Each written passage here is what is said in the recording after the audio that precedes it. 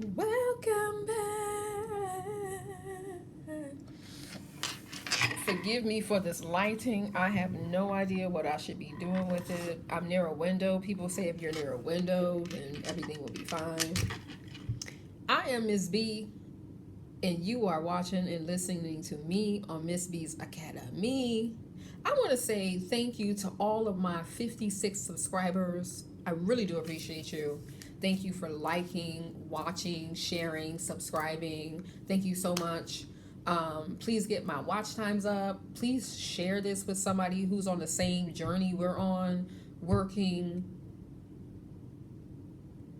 with toxic people at work who have nothing else better to do besides mind our business. So today, I want to talk to you about you are a threat. Okay?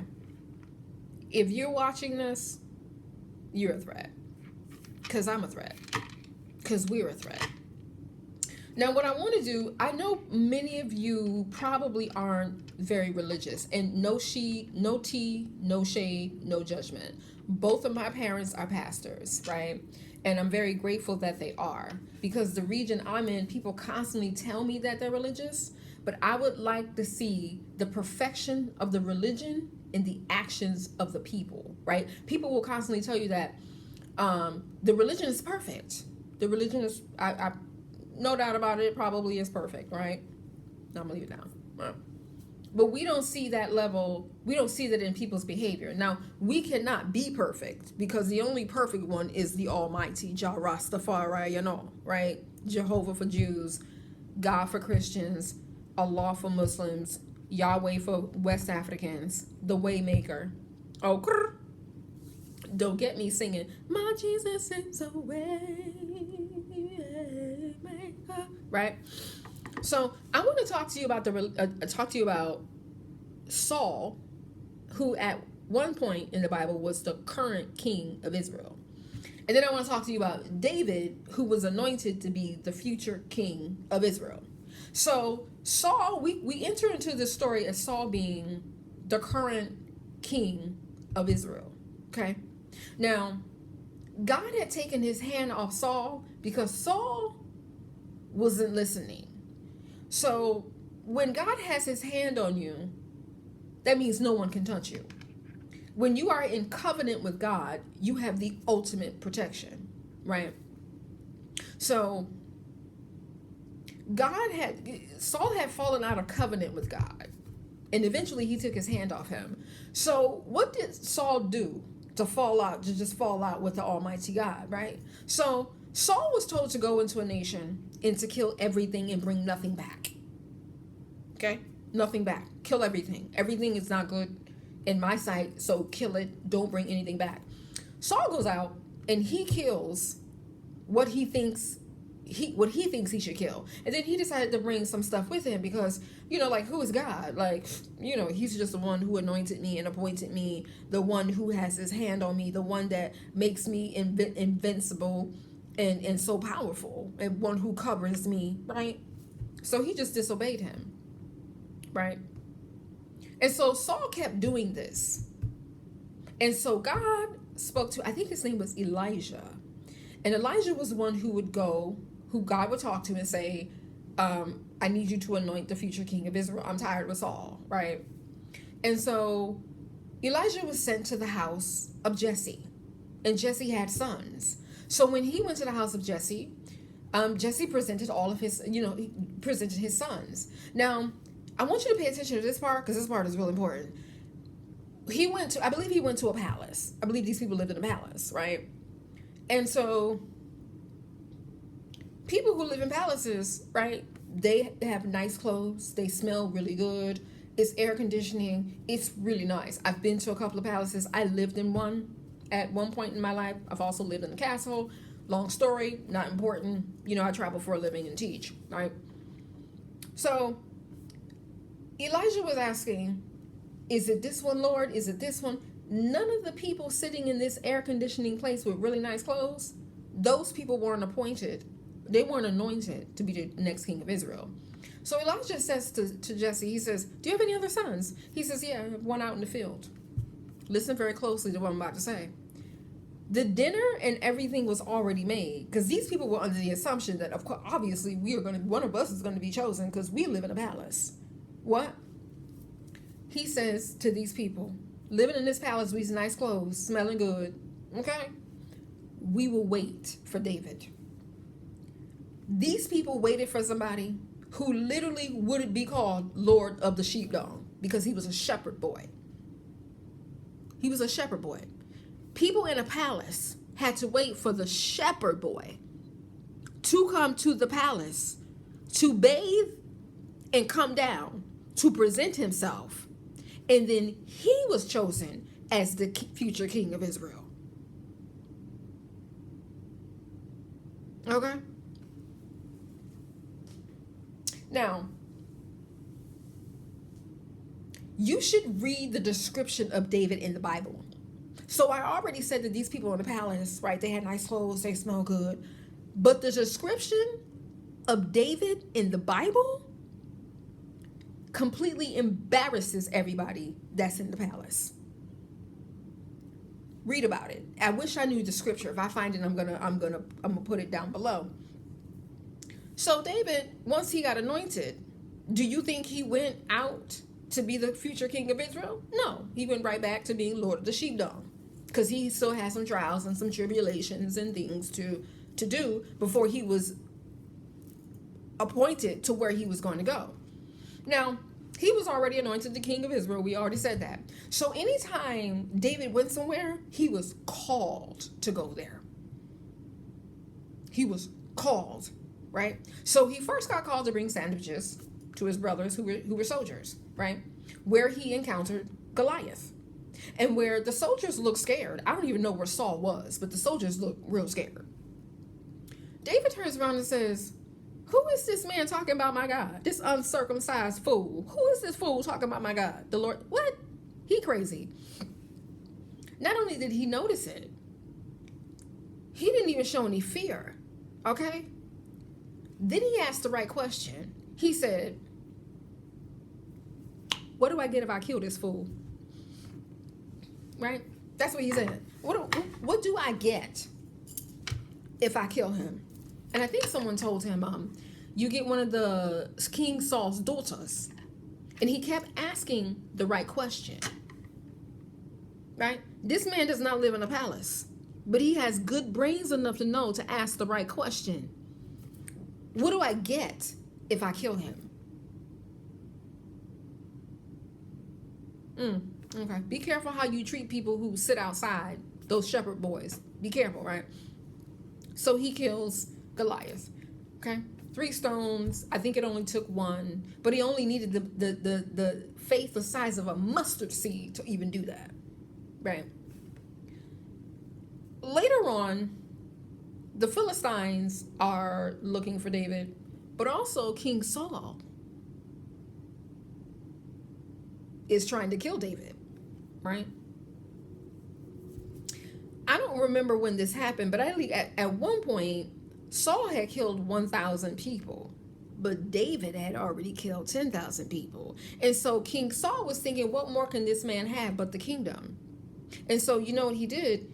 King Saul took his right-hand men, right? The men that are just assigned to the king to protect the king, the kingdom, the queens, the prince, the princesses, the food, the money, and the whole kingdom. King Saul starts seeing David as a threat. Now, I want you to understand, David hadn't really done anything, right? Negative. Everything he did was positive. Why in the world would you be looking at this boy as if he is a threat to you and he's done nothing but fight people, kill people? Basically, he helping you out. But you see him as a threat. How you see someone is how they will be to you. So because King Saul saw the future King David as a threat, he then took his right-hand men who already had the most important job in the world, which was looking after him and the kingdom and everything else. He sent them to go watch David. Isn't that stupid? You're the king of Israel? You want us to go watch somebody that is not a threat to you? Does that make sense to you? The soldiers are thinking to themselves a few things. One, something is clearly wrong with our king, because my job is to clearly protect you and everything around you, which means the kingdom. Okay? You got me out here following a shepherd boy? Something must be wrong with you. So first of all, they knew he lost his mind. Secondly, they knew that he felt threatened by David. Third, they knew that he had lost power. And number four, they had lost all respect for this man. So what does that have to do with you? Oh, let me turn it on to me. Right? So my manager right now is Saul. And I am David. So she's doing the same thing Saul did.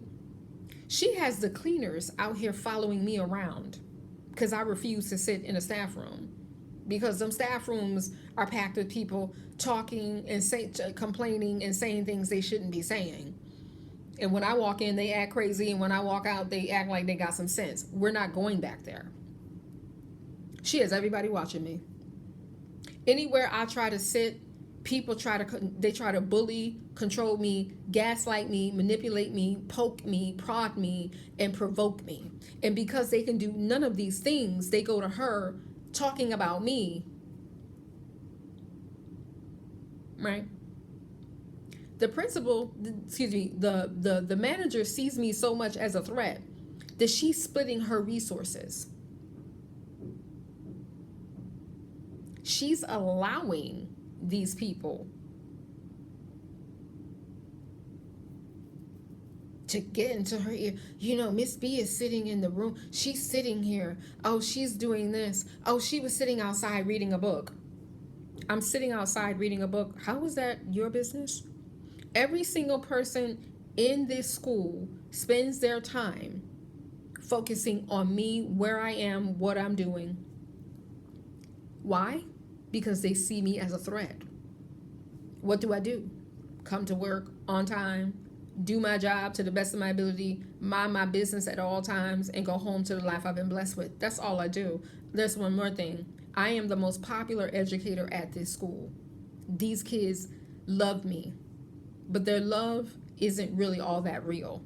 Because when I'm absent, they say things like, she doesn't teach us grammar, and we don't really benefit from her class. They complain about me too.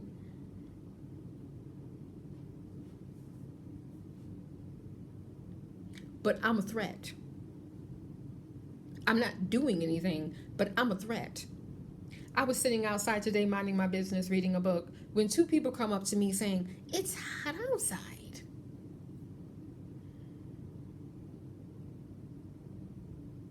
And instead of keeping my mouth closed, I said, leave me alone. Leave me alone. And I went back to reading.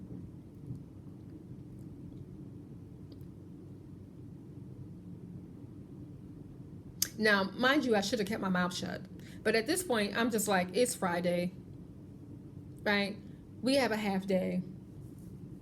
And you know what they did? They went into the manager and told her, you know what she's probably going to do on Monday? She's probably going to be like, I would feel better if you sit in the staff room. Like I care what would make you feel better. I don't wake up to make you feel better. I couldn't care less about how she feels. You know what I'm going to do? I'm going to sit wherever I want to sit. What are they going to do? I'm not even concerned about what they're going to do, because it's not going to matter. Who's watching you, following you, stalking you, tracing you, tracking you? And here's another thing I really wanted to highlight.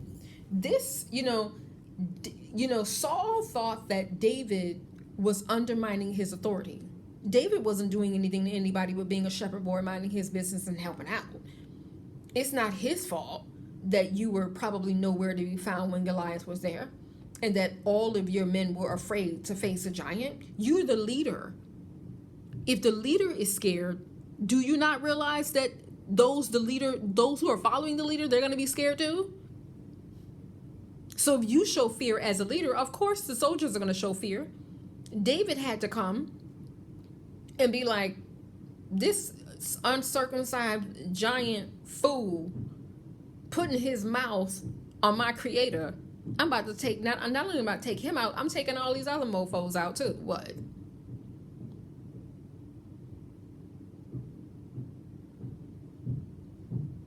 The manager here, she doesn't understand. She's undermining her own authority.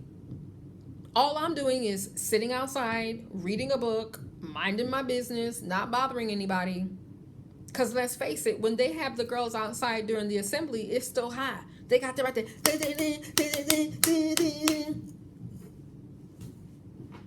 And during lunchtime, they're outside sitting in the heat. They're not telling them, oh, it's too hot for you outside. You need to go inside. Oh, but they want to mind my business. You want to know why? Because they want to bully, control, gaslight, manipulate, poke, prod, and provoke me.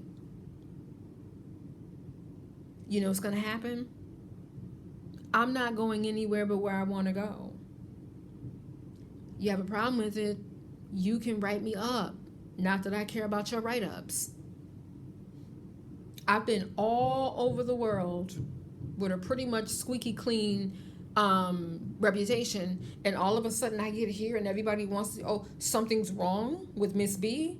No, darling, nothing is wrong with me, other than the fact that you think that you can bully, control, gaslight, manipulate, poke, prod, and provoke me. I did not come here for that. It's not my fault you're married to your first cousin with no life, and that you spend your weekends talking about me, because I can hear my ear ringing all the time over the weekend. I'm so important to these people. I guess I would be too if I outsourced my job as a wife and a mother to a maid and a nanny.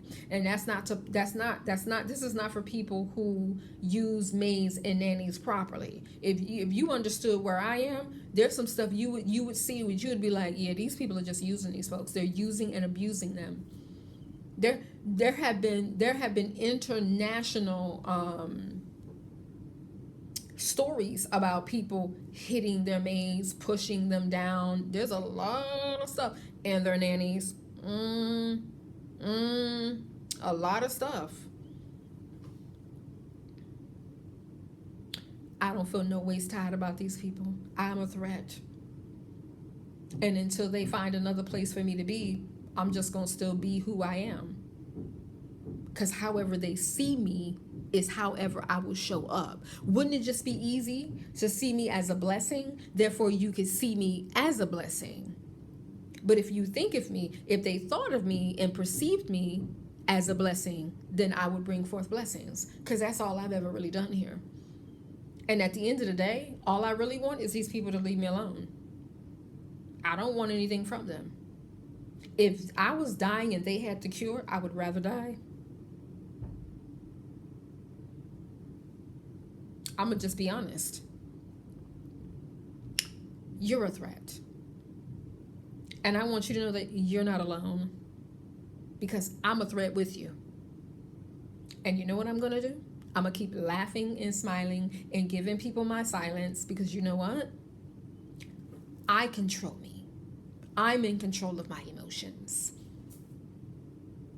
So until the next video, go to work on time. Do your job to the best of your ability. Mind your business at all times and go home to the life you've been blessed with. Bye.